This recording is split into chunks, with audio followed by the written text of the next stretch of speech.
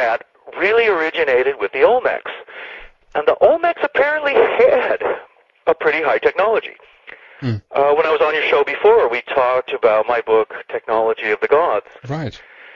And like you were saying earlier, a lot of what that has to do with is that ancient civilizations did have, some pretty high technology, including drills. I maintain that at points they had electricity. They certainly had hardened metals. They were capable of carving very hard stones like basalt. You have in Mexico these colossal Olmec heads. They're 20 tons. They're carved out of basalt, which is extremely hard stone. Quartz crystal is harder and more difficult to carve. But yeah, so I mean, this goes back to what you were kind of saying, was the Smithsonian and the British Museum. They're basically looking at the crystal skulls, seeing that whoever carved them did have access to some very hard tools. I mean, even they say that you would need diamond-tipped tools to create these things.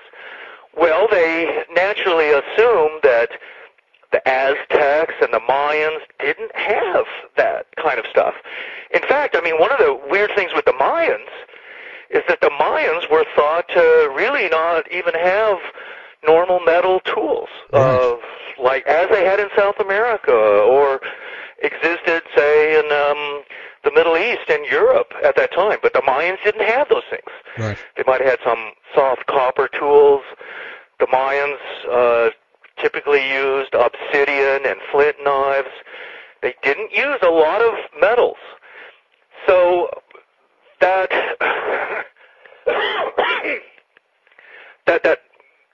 causes a problem where if the Mayans didn't have metals or the tools to carve crystal and make crystal skulls, such as the Mitchell-Hedges crystal skull, as an example, then who could have made these things? Well, they naturally think that they had to be modern forgeries, and there's some evidence to that, and I don't totally disagree with them that some of these crystal skulls are made somehow in Europe, perhaps actually in Mexico, but were made, in the late 1800s. Right. Can I pick up on that? Because there was actually one very interesting thing that I thought, at least, in the archaeology or article that they brought out, and that has to do with the potential origins on some of the skulls and the connection with the French guy called Eugène Boban that was around in there. That's right. Yeah, and we do talk about him in our book too, of course. We do. Okay. Yeah, because this was what they had to say. I'm just going to read 2 paragraphs from the article here, and it says the first Mexican crystal skulls made their debut just before the 1863 French intervention, when Louis Napoleon's army invaded the country and installed, this is interesting, Maximilian von Habsburg of Austria as emperor of Mexico then. 2 other examples of crystal skulls were exhibited in 1867 at the Exposition Universelle in Paris as part of the collection of Eugène Boban. Perhaps the most mysterious figure in the history of crystal skulls, a Frenchman who served as the official archaeologist of the Mexican court of Maximilian von Habsburg. And Boban was also a member of the French Scientific Commission in Mexico, whose work the Paris Exposition was designed to highlight. And the article goes on to say, one small crystal skull was purchased in 1874 for 28 pesos by Mexico City's National Museum for the Mexican collector Louis Constantino, and another for 30 pesos in 1880. In 1886, the Smithsonian bought a small crystal skull, this one from the collection of Augustin Fischer, who had been Emperor Maximilian's secretary in Mexico, but disappeared mysteriously from the collection sometime after 1973. It had been on display in the exhibition of archaeological fakes after William Fosshag, I don't know if I'm pronouncing that right, a Smithsonian mineralogist realized in the 1950s that it had been carved with a modern lapidary wheel. So with those paragraphs in mind, what about we entertain the idea that potentially some of the crystal skulls actually were created by, because as you say, if you were highlighted the fact that they potentially were done in Germany. So what if Maximilian von Habsburg actually brought some of those to Mexico and began to surface them around that area? Maybe not to, earn money or something because they were sold very cheaply, but maybe because they either wanted to discredit the subject of the real ones that were there, or potentially even flooding actually the market with fake skulls to actually kind of, the real ones would be kind of forgotten or lost among on all the fake ones. What do you think about that, David? Well, right. I mean, I think you're on the right track there, and that's the way the British Museum and the Smithsonian were thinking about it. I mean, it's curious that the Paris archaeologists, are still wanting to believe that the skull they got, probably from also Eugène Boban, is really an authentic Aztec skull.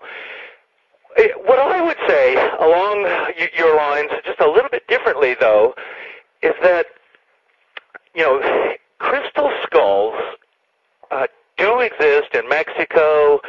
The Aztecs did have them, the Mixtecs, the Zapotecs, probably the Olmecs before them. I mean, both the Zapotecs and the Mixtecs are basically direct descendants of the mysterious Olmecs, and the Olmecs apparently did have pretty high technology. Were able to carve basalt and crystal and stuff like that. So crystal skulls did absolutely exist, and the Mexicans have always been fascinated by them. If you go to Mexico, you'll see skull motifs everywhere. They have the whole Day of the Dead celebration, skull type of iconography, and whether ceramic and made out of stone, just painted on walls. That's very, very common down there. Yeah. It is said that the two countries in the world that really use the skull motif the most are Mexico and Tibet. Right. And you have also there are Tibetan crystal skulls, and from the Himalayas, there are collections of those as well. Again, you've got to stress that making anything out of quartz crystal, including a crystal skull, is difficult. I mean, you've chosen one of the most difficult and hard materials to try and work with. Yeah. The Greeks thought that quartz crystals, were a special kind of super frozen ice. But here's probably what was going on. In Mexico, and it does have a lot to do with Maximilian and the Habsburgs, the French trying to take over Mexico and run it as an empire. Mm-hmm. And there was something going on there, apparently, where crystal skulls and the authentic ones that they may have had, and the Mexican emperors, they, like crystal balls, they may have been some kind of magical oracles that priests, and including these emperors and the high officials, they may have wanted crystal skulls as talismans, symbols of power, even as some kind of occult, windows to the future to help them rule the country effectively and retain their power, stuff like that. There you go. Yeah, like an Obsidian scyering like John Dee and the guys had back when, That's right, and that was very big in Mexico too, and in Peru, many of these societies where you're looking into obsidian mirrors, same like crystal balls, other unusual things like this, and crystals have this power. I mean, you can see why quartz crystal is used. And the early chapters in our book, The Crystal Skulls, we go into that, how amazing and high-tech quartz crystals are. They're used today in all kinds of high-tech things, from watches, atomic clocks. Even NASA goes into space and tries to grow crystals in space so that they'll have pure quartz crystals. Yeah.